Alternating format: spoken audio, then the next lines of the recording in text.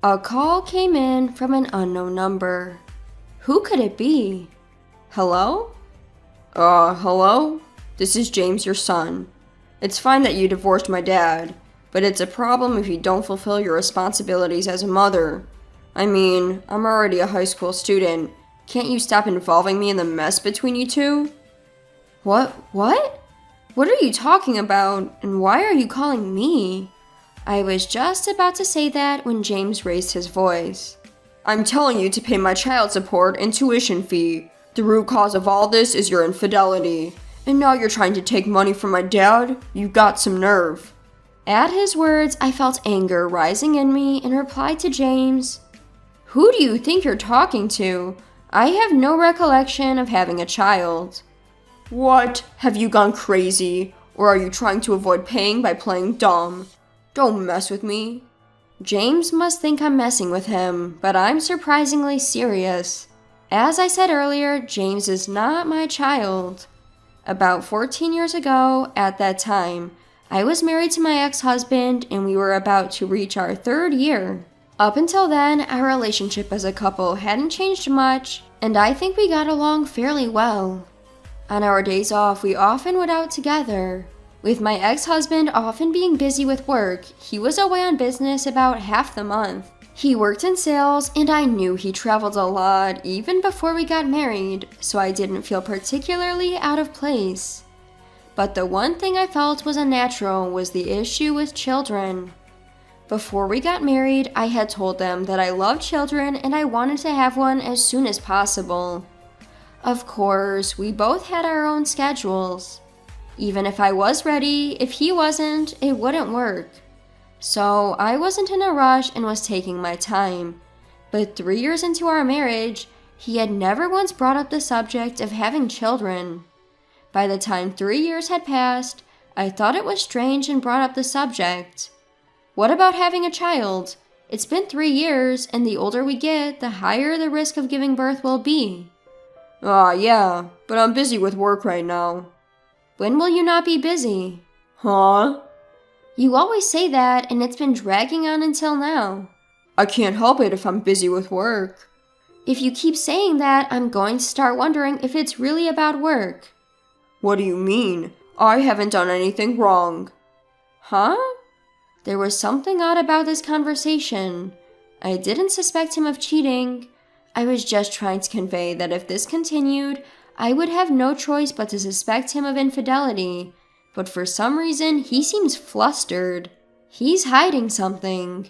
Thinking that, I decided to look into my ex-husband's activities, and I was able to uncover the truth behind his words and actions. His attitude when I confronted him that time, and what he was really doing when he said he was on a business trip. It was too mild to be called an affair. Turns out he was leading a double life. Half the month he spent with me, and half the month with another family. But what shocked me most was that the other woman had a child. That child was James, who had called me earlier. James was 2 years old at the time, still unaware of the world around him. Should I call this a blessing in disguise? Either way, someone will certainly get hurt. So I decided to speak to the other woman in the following days. Perhaps she had heard from my ex-husband. She seemed to recognize me right away. My first impression of her wasn't very pleasant. In a tense atmosphere, I quickly got to the point. I spoke about everything that bothered me, such as whether it was okay for my ex-husband to be leading a double life and who was the child's parent. But the woman began to respond nonchalantly, without changing her complexion or showing any guilt. She firmly stated that she was the mother of James. My ex-husband seemed to be hiding it, but she didn't hesitate to answer, which made me feel a bit overpowered. Finally, I asked her what she planned to do in the future. I won't do anything. I have no intention of quitting my current lifestyle, and I'm fine with it. However, I don't think he intends to have any more children. Why is that? When I reported that I was pregnant with James, he didn't seem very happy. When I asked, he said it was not the right time to have a child. So I think I just happened to get pregnant. Otherwise, I don't think he would have any children. But he told me he loves children. Does this mean he didn't want to have children with you? Then she smiled a little and said, Isn't it strange? Why did I, who didn't want children that much, give birth, while you, who want children, didn't even get pregnant? Can you really say that he loves children? Well, I'm sure when he said he loves children, it wasn't a lie, right? Maybe he thought that if he agreed with you about loving children, it would make him more attractive. Maybe he just used it as an excuse to flirt with you. No way. I really wanted to argue back, but I couldn't. Somehow, I felt like my conviction had been shaken. Besides, it seemed that my ex-husband was actually considering the child situation, which didn't appear to be the case before. Considering all this, I began to think that what the mistress was saying might be true. Seeing the woman's confident expression, I couldn't help but feel miserable. A few days later, I filed a divorce petition to the court and conveyed my intention to demand a division of property. He probably heard about me from the mistress. My husband accepted everything without asking me any questions, including our divorce and my claim. In the end, I wondered why this man had married me. That was the only thing I was curious about till the very end. On the day I packed up and left our home, I asked my ex-husband why he married me. I'm not sure. I don't really understand it myself. Oh, I wonder why we got married. We got married without knowing why. We should have never got married in the first place. You're absolutely right. If that had been the case, you wouldn't have a divorce on your record. But there's no helping it. You chose to marry me because you loved me, didn't you, Susan? So, we just made a wrong choice in life. Let's lead a better life from now on. Thank you for everything. Thank you too. I'll pray not to choose someone like you in the next life. And so we got divorced. I became single, and seeking a fresh start, I changed jobs and moved out of my home state. Engaging with everything with a brand new mindset was, I believe, a particularly good experience for me. Once in a while, I would receive administrative messages from my ex-husband, but we never shared updates about our lives. I suppose we weren't interested. He had his life, and I had my new one beginning. However, after about 10 years of no contact, I received an unexpected call from James. I wondered what it could be about, but never expected him to demand for child support and school fees. James is the child born out of an affair between my ex-husband and another woman. Obviously, I have no obligation to pay. I tried to explain this, but James wouldn't listen at all. Don't you feel ashamed as a mother? If so, you shouldn't have had a kid. Hearing such words repeatedly was irritating. However, if I showed my anger, he would probably refuse to listen to me even more. So, I waited for him to calm down a little. After a few minutes, I was finally able to start speaking. Can I say something? First of all, I want to check a few things. How did you get my number to call? Obviously from Dad. Our family has been struggling financially lately. I thought it was strange. Finally, we couldn't afford school fees and such. Thanks to that, I had to start working part-time. Dad told me everything was your fault. That's why he told me about you. You cheated and abandoned me and Dad. You promised to pay but didn't. Until now, I didn't know much about your divorce, but now I understand. You are the one at fault. I see. Now I understand why he is so angry. If this was the truth, of course a child would be angry. However, my ex-husband had lied to James and incited him. Hearing this made my blood boil. It's quite a bother to deal with this after divorce, but I do feel sorry for James, who has been deceived. He may be a stranger to me, but I couldn't just ignore him. Since then, I have remarried and have a child with my current husband. So, as a parent, I thought I should do the minimum for him. I decided to start by telling him the truth. He is 16, old enough for an adult conversation. James, everything I'm about to tell you is the truth. If you want proof, I can even provide a DNA test. Will you listen to me? Uh-huh. I told James that he and I were not parent and child, and that I had divorced his father more than 10 years ago. At first, he refused to believe, but as I continued to reveal the facts, he gradually began to show signs of disturbance. If what you're saying is true, then why did Dad make me call you? James, you mentioned earlier that you've started working part-time. What do you do with the money you earn? Dad keeps it. High school isn't mandatory, so I thought I'd help out if my parents were struggling. Besides, I don't really need a lot of money. You really are a good kid. But haven't you ever wondered? If there's that money, why can't they pay for your school fees? Well, even the cell phone bill is often late. I figure Dad doesn't have any money. Is your dad working? He's working. He goes to the office. I see. I have a bad feeling.